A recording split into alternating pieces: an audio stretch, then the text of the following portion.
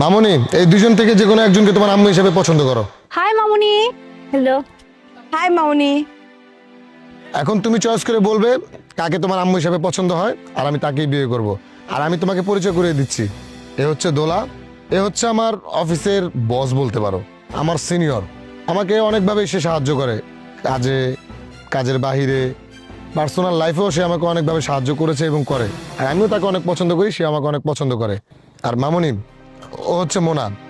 ও হচ্ছে আমার ছোটকালের ফ্রেন্ড। বিশেষ করে তোমার আম্মু মারা যাওয়ার পরে ও আমাকে মেন্টালি যে সাপোর্টটা দিয়েছে, এটা আমার জন্য অনেক কার্যকরী ছিল। ও যদি আমাকে মেন্টালি সাপোর্টটা না দিত, হয়তো আমি আরও মানসিকভাবে অনেক ভেঙে পড়তাম। এখন আমি তো কনফিউজ মামুনি, আমি কাকে আমার লাইফ পার্টনার বানাবো, কাকে তোমার মা বানাবো, এটা নিয়ে আমি পুরোপুরি কনফিউজ। এই জন্য তোমার কাছে নিয়ে আসলাম। তুমি যাকে তোমার আম্মু হিসাবে পছন্দ করবে তাকেই আমি বিয়ে করব। এখন তুমি বলো কাকে তোমার আম্মু হিসাবে পছন্দ। এই তমা, তুমি এটা কি ধরনের কাজ করলে? তুমি এটা এটা তার গায়ে ছুড়ে মারলে কেন? তোমাকে আমি এই শিক্ষা দিয়েছি, এই বেয়াদবি শিক্ষা দিয়েছি তোমাকে আমি? সাদাত বাচ্চা মানুষ, খেলার ছলে গিফটটা ছুঁড়ে মেরেছে। আমি কিছু মনে করিনি, তুমি ওকে বকাঝকা করো না প্লিজ। সরি বলো, সরি বলো আন্টিকে। Sorry aunty. ইটস ওকে মামুনি, এই নাও।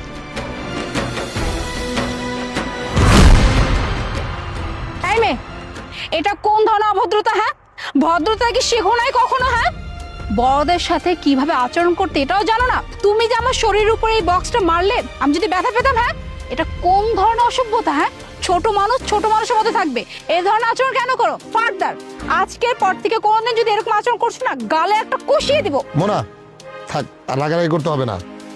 আমার মেয়ের খারাপ ব্যবহারের জন্য আমি তোমাদের দুজনের কাছেই সরি বলতেছি। আর আমার মেয়ে যে কেন এটা করলো সেটা আমি এখনো বুঝতে পারতেছি না। ওকে তো আমি এই ধরনের শিক্ষা দেইনি, ও কেন এরকম করবে? আচ্ছা বাই দ্য ওয়ে, তোমরা একটু এখানে দাঁড়াও, আমি ওর সাথে একটু কথা বলে আসতেছি। মামুনি আসো, বসো মামুনি। আচ্ছা মামুনি, তুমি আমাকে একটা কথা বলো।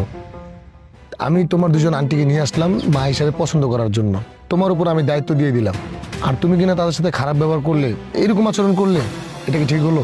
বাবা, তুমি বলেছিলে না আজকে তুমি দুইজন আন্টিকে আনবে, এদের ভিতরে যে কোনো একজনকে আমার মা হিসেবে বেছে নিতে। হ্যাঁ, আমি তো দুজনকে সেই জন্যই নিয়ে আসলাম। তুমি যাকে বলবে আমি তাকেই তোমার মা হিসেবে পছন্দ করে বিয়ে করে ফেলবো। কিন্তু তুমি তাদের সাথে এরকম ব্যবহারটা করলে তারা তো এখন তোমাকে খারাপ বলবে, বেয়াদব বলবে। তুমি তাদের গায়ে গিফট বক্সটা ছুঁড়ে মারতে গেলে কেন? বাবা, আমি তো ওনাদের গায়ে বক্স ছুঁড়ে মেরে খালি ওনাদেরকে পরীক্ষা করেছি। পরীক্ষা করেছো? মানে এটা কেমন পরীক্ষা, কিসের পরীক্ষা মামুনি? আমি বুঝলাম না, একটু আমাকে বুঝিয়ে বলো তো। আমি ওনাদের গায়ে বক্স ছুঁড়ে মেরে আমি আমার মাকে সিলেক্ট করেছি। এবার আমি বুঝতে পেরেছি তুমি আসলে এই পরীক্ষাটা কিভাবে নিয়েছো। মানে তুমি গিফট বক্সটা ছুঁড়ে মেরে দেখলে যে কে